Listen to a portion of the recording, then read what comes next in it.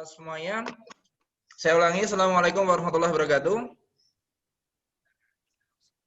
Waalaikumsalam warahmatullahi wabarakatuh. Oke, sip. Hari ini yang masuk lumayan banyak sekali ini ya. Yang masuk lumayan banyak sekali. Alhamdulillah. Hari ini ada yang kesulitan e-learning enggak? Nah, Ada. Hari ini kelihatannya e-learningnya lagi trouble di server gitu. Jadi kelihatannya server down. Jadi kalian belum bisa mengakses di sana. Gitu ya. Oke, saya mulai dulu pembelajaran kali ini. Kemungkinan nanti pembelajaran kita tidak sampai ke 90 menit ya. Paling kita nanti ambil waktu sekitar 30 menit mulai dari sekarang. Nah, seperti itu ya. Saya pengen tanya dulu. Ada yang sakit enggak hari ini? enggak. Enggak. Sehat semuanya ya. Alhamdulillah ya. Oke. Ada beberapa kabar informasi bahwa beberapa siswa di MTS 2 Sukoharjo itu mengalami sakit gitu. Ada beberapa yang hari ini sakit karena ada itu ya, ada yang terkena COVID maupun penyakit-penyakit yang lainnya. Lah, mohon untuk semuanya selalu jaga kesehatan, nggih. Apalagi saat ini PSBB, jangan main-main keluar dulu. Kalaupun terpaksa main keluar, silahkan patuhi protokol kesehatannya. Begitu? Ya. Ya. Kemudian pembelajaran kemarin di semester Gasal kemarin, ketika saya evaluasi banyak tugas-tugas yang belum masuk sebenarnya dari anak-anakku semuanya, baik kelas 9 PK 3, 4, 5, 6 maupun 9K. Ada beberapa tugas yang belum masuk sehingga kemarin nilainya yang saya berikan kepada kalian itu sesuai dengan tugas yang sudah kalian setorkan. Seperti itu gitu ya. Terus saya pengen tanya dulu, pembelajaran daring di semester Gasal kemarin itu ada kendala enggak?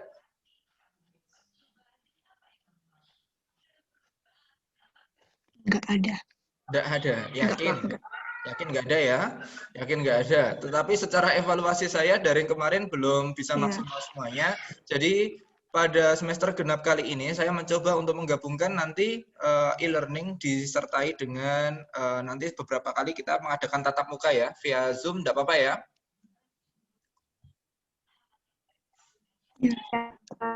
Oke, nah paling tidak hari ini kalian juga bisa melihat wajah teman-teman kalian karena saya yakin sudah lama sekali tidak bertemu, apalagi ketemu Matiin semua loh Pak itu Pak. Ya. Kalau bisa kameranya enggak ada ya, yang nyala. kalau bisa kameranya dihidupkan biar teman-teman kalian bisa melihat itu loh wajah-wajah kalian gitu. Oke, untuk sharing screen-nya ini kelihatan nggak di layar? Sudah terlihat? Oke. Materi untuk yang semester genap ini IPS kelas 9 ini nanti yang pertama bab ketiga ini nanti kita bahas mengenai bidang ekonomi dan nanti yang bab keempat kita nanti belajar tentang sejarah gitu. Untuk memulai pembelajaran kali ini nanti akan saya sampaikan beberapa poin-poin yang perlu dibahas gitu ya. Poin yang pertama karena ini nanti belajar tentang ekonomi, babnya berarti kita nanti sedikit banyak belajar tentang hal-hal yang berbau perekonomian yang ada di Indonesia, seperti itu.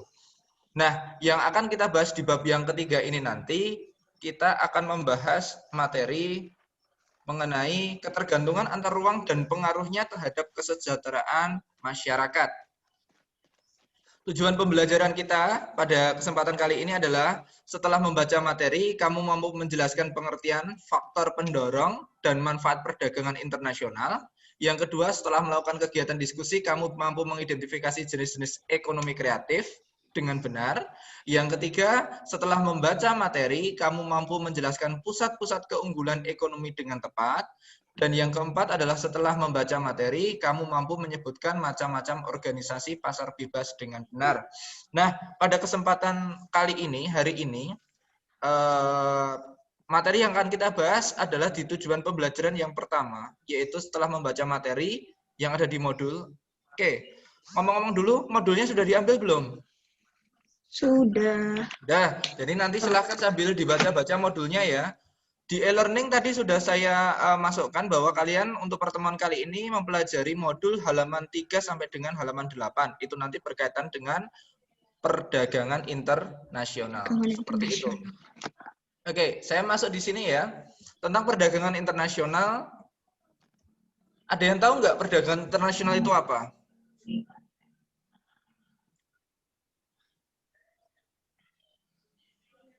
Oke, bisa dibaca di layar? Iya. Iya. Perdagangan internasional itu apa? Perdagangan internasional adalah Perdagangan pakai ekspor perdagangan. dan impor. Iya, ekspor dan impor. Ini saya tanya dulu ya. Ada kasus seperti ini misalnya.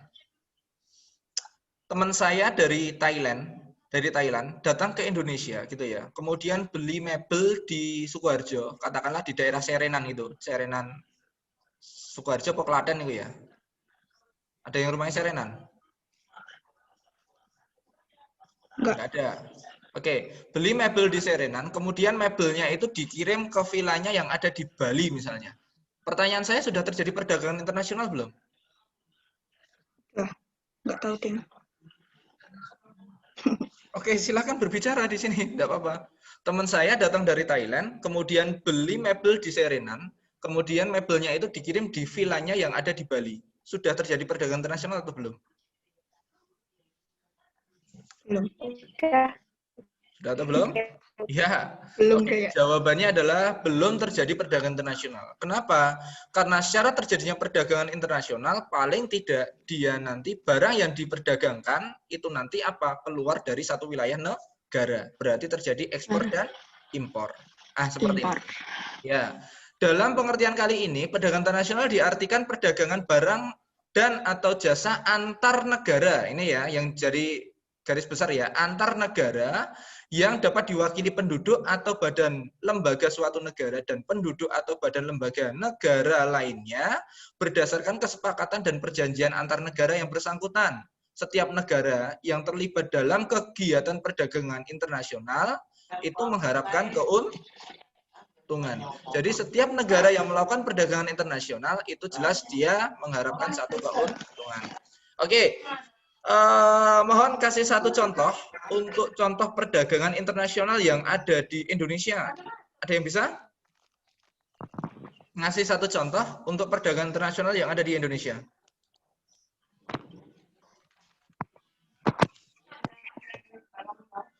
Ada yang tahu? Menjual mebel ke luar negeri. Menjual mebel ke luar negeri. Yo, wes, nah itu berarti terjadi perdagangan internasional. Oke, ada lagi? Oke, saya kasih contoh yang paling gampang ini. Meneng wae. Kalian tahu PT Sritek enggak? Tahu. Tahu ya? Oke, PT Sritek itu adalah perusahaan tekstil yang berada di Indonesia, tetapi dia itu mempunyai perkembangan yang luar biasa, atau bisa dikatakan sebagai perusahaan tekstil terbesar se-Asia Tenggara. Jadi tekstil terbesar se-Asia Tenggara itu ada di Sukoharjo ternyata, yaitu PT Sritek itu. Oke, PT Sritek itu memproduksi apa? Ada yang tahu? Kain.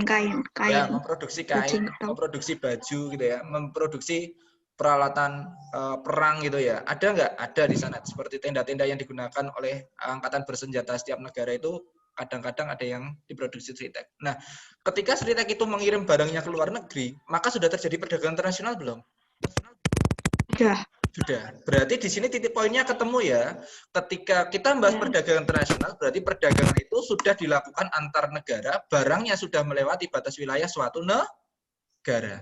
Kalau barangnya yang diperjualbelikan itu belum melalui satu batas wilayah negara, berarti di situ belum terjadi yang namanya perdagangan internasional. Nah, oke, sip. Contoh kemarin kita ngimpor apa untuk menangani COVID ini? Vaksin. Ya, vaksin, benar banget. Kita mengimpor vaksin Sinovac dari mana? Dari Cina gitu ya, dari Cina. Nah, nanti kalau kalau pemerintah menggulirkan program vaksin, kalian harus mau juga ya untuk divaksin ya. Biar nggak, Pak? Ya, biar nggak terjadi COVID ini berkepanjangan lah. Ada yang sudah kangen belum ini ketemu di MTS lagi? Kangen. Astagfirullah, nganyeli banget. Ora kangen karo konsone dhewe lho iki. Sudah beberapa tahun gabung, masuk kangen. Oke ya, saya lanjutkan kembali. Silakan lihat di slide-nya. Perdagangan internasional itu didorong oleh beberapa faktor gitu ya. Faktor yang pertama adalah keinginan memenuhi kebutuhan dalam negeri. Faktor yang kedua adalah perbedaan sumber daya alam. Kemudian faktor yang ketiga adalah perbedaan kualitas sumber daya manusia. Faktor yang keempat adalah perbedaan ilmu pengetahuan dan teknologi. Kemudian faktor yang keempat adalah perbedaan budaya. Faktor yang kelima, perbedaan biaya produksi. Yang keenam, perbedaan selera. Kemudian yang ketujuh, kesamaan selera. Kesembilannya adalah keinginan memperluas jangkauan pasar. Dan yang terakhir adalah kemajuan pada era globalisasi. Kita bahas satu persatu di sini ya. Faktor pendorong perdagangan internasional yang pertama adalah keinginan untuk memenuhi kebutuhan dalam negeri. Contoh, suatu negara itu tidak bisa memproduksi suatu barang, maka dia harus membeli barang dari luar negeri. Itu. Indonesia satu misal, ketika COVID seperti ini, kita bisa menciptakan vaksin enggak? Enggak, makanya kita harus ngimpor vaksin dari luar negeri. Ya, artinya kebutuhan dalam negeri itu bisa terpenuhi melalui perdagangan internasional. Salah satu contohnya seperti itu. Kemudian yang kedua adalah perbedaan sumber daya alam. Oke, kita sedikit menyinggung tentang sejarah di kelas 7, kelas 8. Saya ingin tanya dulu pada kalian semuanya. Apa yang mendasari terjadinya penjelajahan samudra atau penjelajahan dunia yang dilakukan oleh orang-orang terdahulu? Penyebabnya apa?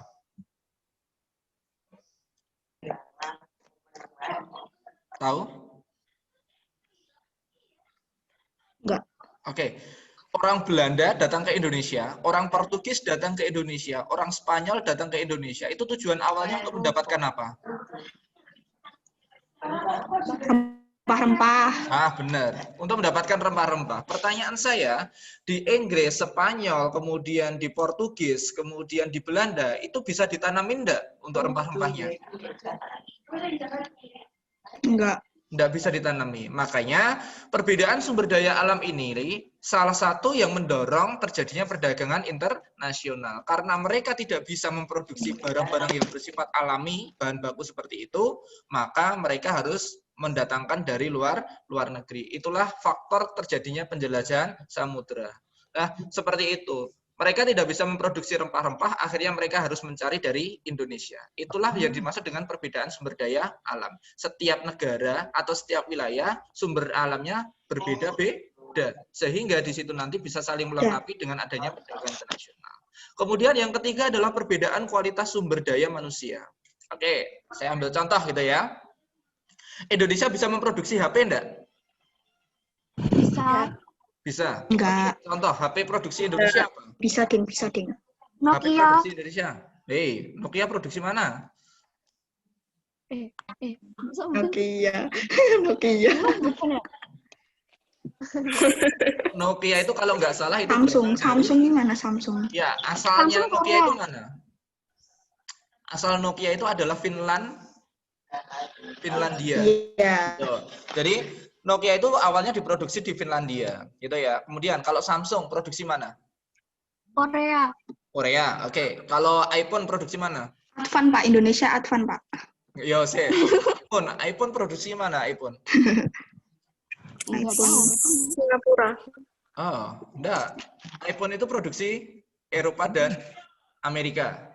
Gitu ya. Kemudian, kalau misalnya saya ambil contoh lagi. Indonesia tadi apa? Indonesia? Advan. Gitu ya, Advan. Pertanyaan saya gini. Kualitas antar produk itu sama atau berbeda? Beda. Beda. Gitu ya. Kenapa kok bisa berbeda-beda? Pertanyaan saya selanjutnya, kan kalian orang Indonesia ini ya, orang Indonesia.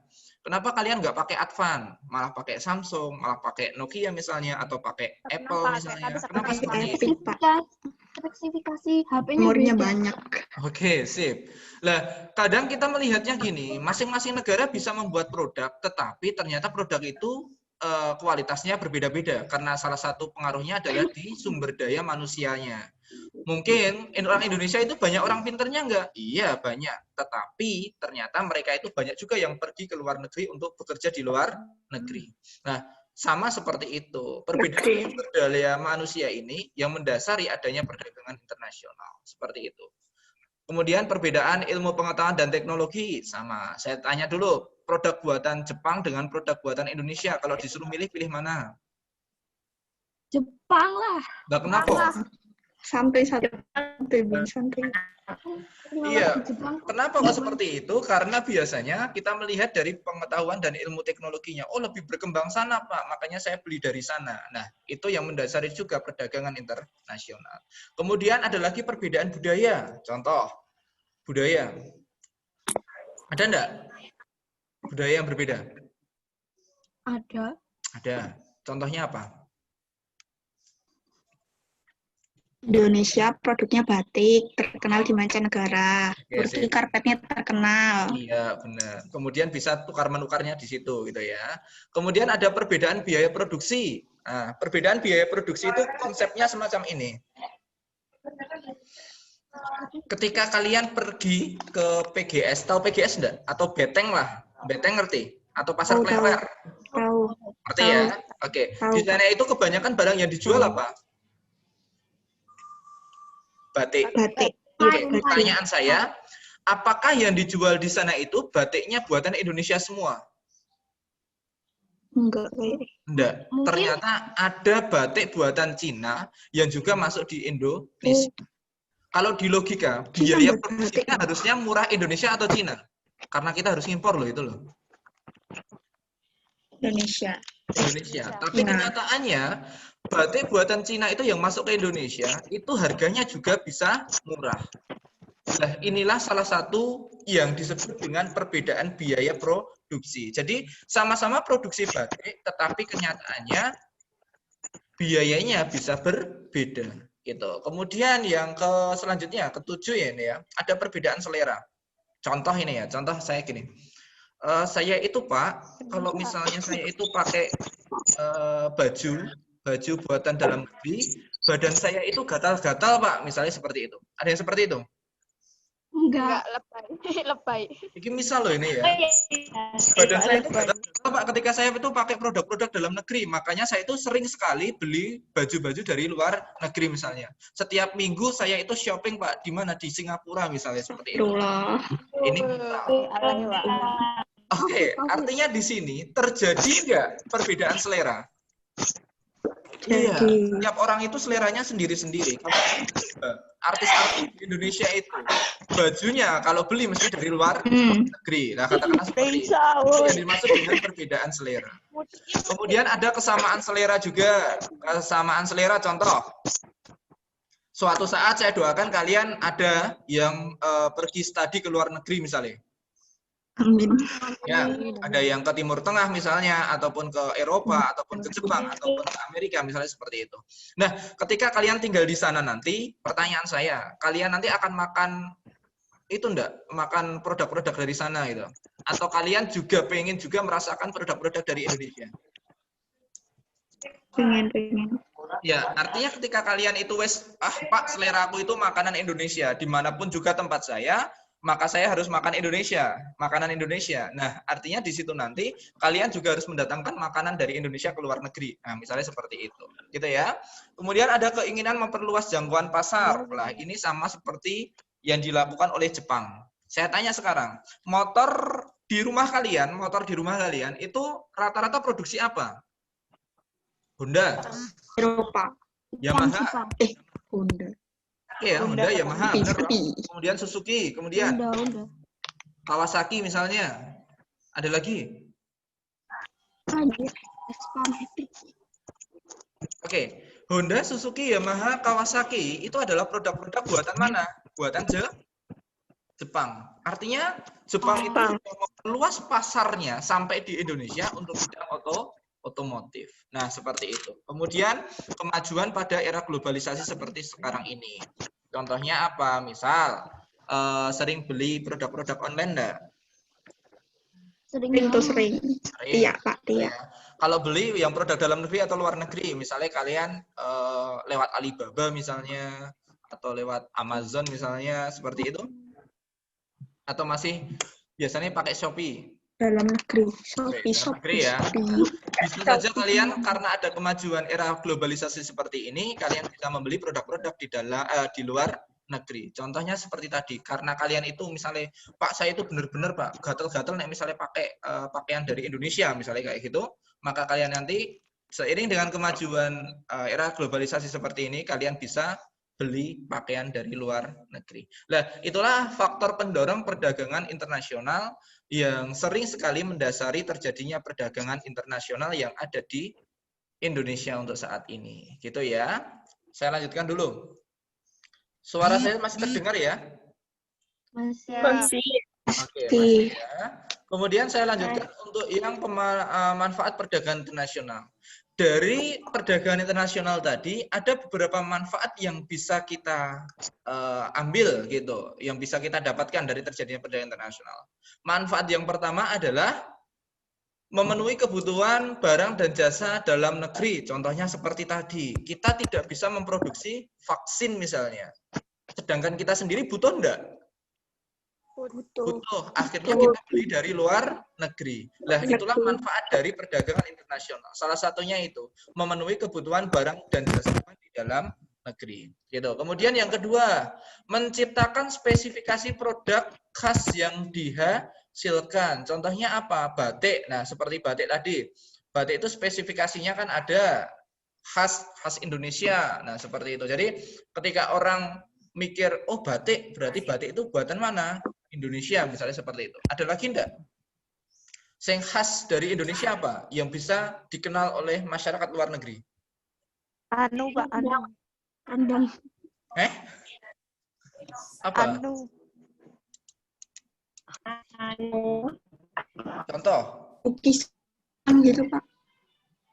Ini aja, saya kasih contoh ya. Kopi luwak. Lukisan itu bisa nggak, Pak? Kopi luwak, tahu kopi luwak? Oke ya, kopi luwak itu Tahu. kopi luwak yang terkenal itu buatan mana? Buatan Indonesia.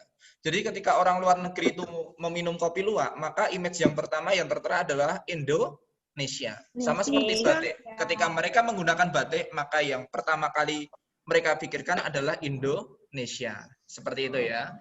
Kemudian yang kedua adalah ukiran, Pak, ukiran. Apa? Andong juga. Apa? Andong. Andong? Ukiran. Oh ya, bisa. Ukiran itu juga bisa. Seperti itu. Kemudian yang ketiga adalah meningkatkan hasil produksi dalam negeri. Hasil produksi dalam negeri bisa ditingkatkan. Contohnya gini. Ini contoh ya. PT Sritek itu butuh bahan baku, tetapi di dalam negeri tidak ada bahan bakunya. Akhirnya dia harus mengimpor dari Cina, katakanlah seperti itu. Sehingga PT Sritek bisa berproduksi. Maka produk dalam negeri bisa ditingkatkan nggak? Bisa. Ketika kita tidak punya bahan baku, kemudian kita ngimpor dari luar negeri, kemudian kita olah, dan kita akan menghasilkan barang, maka disitulah nanti terjadinya peningkatan hasil produksi dalam negeri. Kemudian yang keempat, membuka kesempatan kerja.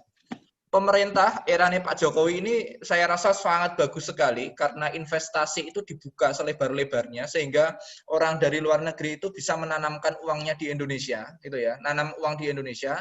Akhirnya di Indonesia itu dibuka pabrik-pabrik lagi. Ketika dibuka pabrik-pabrik lagi, maka di situ terjadi pembukaan kesempatan kerja.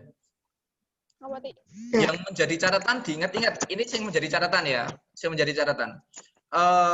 beberapa tahun ke depan, sekitar 2030, 2040, 2045, seperti itu, Indonesia itu akan terjadi yang namanya bonus demografi. Tahu bonus demografi enggak? Enggak. Enggak tahu. Bonus demografi itu adalah jumlah angkatan produktifnya itu sangat banyak sekali, sehingga nanti Indonesia itu akan kelebihan jumlah angkatan produktif atau jumlah tenaga kerjanya. Makanya pemerintah dari sekarang itu mulai mempersiapkan bagaimana nantinya kita itu punya lapangan pekerjaan yang banyak, sehingga semuanya angkatan kerja bisa terserap ke situ. Itu tujuan pemerintah sekarang melakukan investasi yang sebesar-besarnya. Kemudian yang selanjutnya, meningkatkan pendapatan negara dari devisa. Tahu devisa enggak? Tahu. Tahu, devisa itu adalah alat pembayaran luar negeri yang sah. Devisa bisa berupa dua, satu berupa emas, yang kedua berupa falas. Falas itu adalah valuta asing atau mata uang mata uang luar negeri yang diakui secara internasional dapat digunakan untuk dimanapun juga negara misalnya. Contoh, mata uang luar negeri yang bisa dipakai di semua negara contohnya, atau bisa dia istilahnya apa ya? Istilahnya semua negara mau menerima lah seperti itu. Contohnya dolar. Dolar itu bisa diterima di Indonesia enggak? Enggak. Bisa. Bisa. Orang banyak punya dolar sekarang. Nah, seperti itu ya. Itu jadi ketika kita kita melakukan perdagangan internasional dengan perdagangan internasional dengan negara lain, maka kita nanti bisa mendapatkan devisa. Itu. Kemudian mendorong pertumbuhan ekonomi ya. Pertumbuhan ekonomi nanti juga akan berkembang. Kemudian memperluas daerah pemasaran. Contohnya tadi Jepang daerah pemasarannya semakin luas. Kita nanti kalau melakukan perdagangan dengan negara lain, kita juga bisa mengekspor barang kita ke luar negeri. Nah, artinya itu nanti juga sama. Berarti kita nanti akan bisa memperluas pasaran kita. Kemudian mendorong kemajuan ilmu pengetahuan dan teknologi atau IPTEK. Ini jelas ya. Ketika misalnya kita bisa beli produk-produk luar negeri, katakanlah kita beli HP seperti ini, kita mudah enggak nanti dalam memajukan ilmu pengetahuan dan teknologi? Jelas gitu ya. Itu. Kemudian yang selanjutnya meningkatkan hubungan persahabatan antar negara. Jadi ketika kita berdagang dengan luar negeri, maka nanti kita juga akan menambah sahabat-sahabat kita di sana gitu. Kemudian yang terakhir adalah meningkatkan kualitas konsumsi masyarakat. Jadi yang sebelumnya orang Indonesia itu hanya mengkonsumsi barang-barang dalam negeri, maka sekarang bisa mengkonsumsi produk-produk luar negeri. Nah, perdagangan internasional di samping ada manfaatnya, itu juga ada hambatannya ternyata. Hambatan yang sering kali terjadi ketika perdagangan internasional itu apa? Yang pertama adalah perbedaan nilai mata uang antar negara. Contoh, kalau kita nggak tahu kurs perbandingannya itu, maka kita akan bingung. Oh iya, 14.000 rupiah itu berapa dolar ya? Katakanlah seperti itu. Tidak ngitung. Nah, iya, itu harus ngitung. Itu hambatan, salah satu hambatan perdagangan internasional. Kemudian, pemberlakuan kebijakan ekspor dan impor di tiap-tiap negara. Jadi tiap-tiap negara itu biasanya kebijakannya juga sendiri-sendiri, gitu ya. Kemudian yang ketiga, pembayaran antar negara sulit dilakukan dan berisiko besar. Misal harus transfer Pak, lewat antar bank seperti ini Pak, berarti nanti kesulitan Pak. Berisiko besar Pak misalnya ketika kita nanti ada beberapa kasus misalnya kita ditipu orang dan lain sebagainya. Nah, itu juga terjadi gitu ya. Kemudian terjadinya peperangan yang menyebabkan ekonomi negara lesu. Contohnya mana? Yang sering berperang itu negara mana? Belanda. Contohnya gini ya, yang sering berperang. Oh kemarin ya, Korea Utara itu mau berperang misalnya. Akhirnya kita bisa ngekspor ke sana enggak? Enggak bisa. Kenapa? Karena di sana itu ternyata ekonominya sedang kacau misalnya seperti itu. Jadi peperangan itu juga bisa menjadikan satu hambatan di perdagangan internasional. Kemudian selanjutnya adalah kebijakan lembaga ekonomi internasional yang menguntungkan negara anggota. Contohnya ada beberapa negara itu misalnya tergabung ke dalam satu organisasi internasional yang besar, rata-rata organisasi internasional yang besar itu menguntungkan satu negara, anggotanya terutama seperti itu. Kemudian selanjutnya adalah proses pengiriman barang dan atau jasa yang membutuhkan waktu relatif lama. Kalau ngirim barang ke luar negeri, kayak Sritek kayak gitu ya, ngirim ke luar negeri itu biasanya dia pakai pesawat atau pakai kapal? Kapal. Ya, dia pakai kapal gitu. Karena dia pakai kapal, makanya biasanya yang terjadi adalah waktunya lama. Naik pesawat cepet Pak, cepet. Tapi naik pesawat kan nggak mungkin. Kayak kontainer-kontainer itu dimasukkan ke pesawat kan juga berisiko besar juga gitu ya. Makanya biasanya pengiriman lewat kapal. Kemudian pengenaan bea masuk yang tinggi. Ini salah satu. Kemudian apalagi yang kita bahas hari ini. Untuk yang terakhir ya, yang kita bahas kali ini adalah kebijakan perdagangan internasional. Setiap negara itu mempunyai kebijakan internasional tentang perdagangan itu berbeda-beda, gitu ya. Baik itu tarif dan bea masuknya, kemudian kuotanya, ada larangan ekspor dan impornya, ada subsidi dan premi, ada dumping, ada devaluasi. Dari berapa ini? Dari 6 ini, sing belum paham yang mana? Semua. Semuanya. Oke, sip. Saya terangkan secara singkat gitu ya. Tarif dan bea masuk itu maksudnya apa, Pak? Tarif dan bea masuk itu maksudnya gini. Saya beli produk dari luar negeri, kemudian sampai di pelabuhan itu terkena tarif dan bea masuk oleh bea cukai misalnya. Jadi biasanya barang dari luar negeri yang terkena tarif dan bea masuk, barangnya itu nanti justru semakin mahal. Harganya seperti itu. Jadi itu salah satu kebijakannya. Kemudian kuota. Kuota itu apa? Pembatasan. Jadi setiap negara itu kadang juga membatasi. Contoh, Indonesia membatasi barang dari luar negeri. Contohnya kita batasi untuk apa jenenge ya? Untuk pembelian apa ya? Pembelian kain misalnya. Pembelian kain dari luar negeri kita batasi. Artinya di situ nanti manfaatnya yang jelas itu berarti kita salah satu itu melindungi industri-industri kain yang ada di dalam negeri. Contoh lagi, pembatasan impor sapi misalnya. Impor sapi dari luar negeri kita batasi. Berarti otomatis produk-produk sapi di dalam negeri nanti juga bisa terangkat di situ. Kemudian ada larangan ekspor dan impor. Larangan ekspor dan impor juga ada negara yang melarang untuk melakukan ekspor dan impor. Kemudian ada subsidi dan premi. Kalau subsidi dan premi ini nanti kalau subsidi itu mengurangi biaya produksinya. Jadi barang nanti jauh lebih murah. Yang selanjutnya adalah dumping. Dumping itu apa? Dumping itu kebijakan dari pemerintah menjual produk di luar negeri lebih murah daripada menjual produk di dalam negeri. Jadi nengon luar negeri itu lebih murah. Tujuannya untuk apa? Untuk menguasai pasaran internasional. Contohnya Jepang tadi. Otomotif kita itu sudah dikuasai Jepang. Kenapa? Karena orang-orang Jepang ini contoh ya, Jepang itu menjual motor di luar negeri atau di luar negaranya, negara Indonesia, itu lebih murah daripada menjual motor yang ada di Jepang sendiri. Contohnya seperti itu kalau dumping. Menjual produk di luar negeri lebih murah daripada di dalam negeri. Kalau devaluasi apa? Devaluasi itu penurunan nilai mata uang dalam negeri. Nah, biasanya dilakukan oleh pemerintah. Ini adalah kebijakan-kebijakan perdagangan internasional. Nah, Pak, devaluasi tadi apa, Pak?